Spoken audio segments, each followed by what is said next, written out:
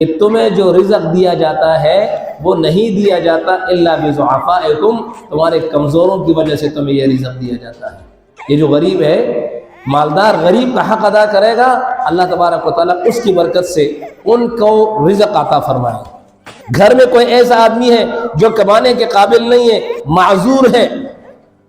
لوگ اکثر اس کو بری نگاہ سے دیکھتے، یا لڑکی طلاق ہو گئی، بہن طلاق ہو گئی، بیٹی طلاق ہو گئی، گھر میں بیٹھی ہوئی، لوگ اس کو بری نگاہوں سے دیکھتے، یہاں آ کے بیٹھ گئی، تمہاری قسمت ٹھیک نہیں تھی، اور ان کو سناتے رہیں گے، نہیں سناؤ ان کو، یہ جو اللہ نے تمہارے گھر میں بٹھا دیا ہے، تمہیں جو رزق مل رہا ہے شاید اسی کی وجہ سے مل رہا ہے۔ ایک آدمی دین کی خدمت کر رہا ہے اور دین کے لیے، دنیا کے لیے، دنیا دین کی وجہ سے دنیا کے لیے فارغ نہیں ہے، دین کے کام میں لگا ہوا ہے، اور باقی لوگ کاروبار کرتے ہیں اور اس کو تانے دیتے ہیں، بھئی تم تو تبلیغ میں جاتے ہو، تمہارا کوئی کام نہیں ہے، تم تو پڑھ رہے ہو، تم تو کماتے نہیں ہو، ان کو تانے دیتا ہے اس کی وجہ سے۔ فرمایا ان کو تانے نہ دو، یہ جو دین کا کام کر رہا ہے تمہیں بھی اس کی وجہ سے روزی ملے گی۔ نبی علیہ السلام کے زمانے میں دو بھائی، ایک بھائی یعنی سبق پڑھتا تھا نبی علیہ السلام کے ساتھ، حدیثوں کو یاد کیا کرتا تھا، دوسرا بھائی کماتا تھا۔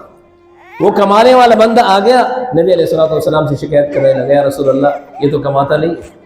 یہ تو کام نہیں کرتا، کیا کرے گا؟ نبی علیہ السلام نے فرمایا تمہیں بھی اللہ اس کی وجہ سے رزق دیتا ہے، تم فخر نہ کرو، تمہیں بھی اللہ اس کی وجہ سے رزق دے دیتا ہے میرے محترم دوست۔ تو ان غریبوں کی وجہ سے اللہ تبارک و تعالیٰ معاشرے کے مالدار لوگوں کو کھلاتا ہے، اور مالدار لوگوں کے روزی میں اللہ تبارک و تعالیٰ برکت عطا فرما دیتے ہیں۔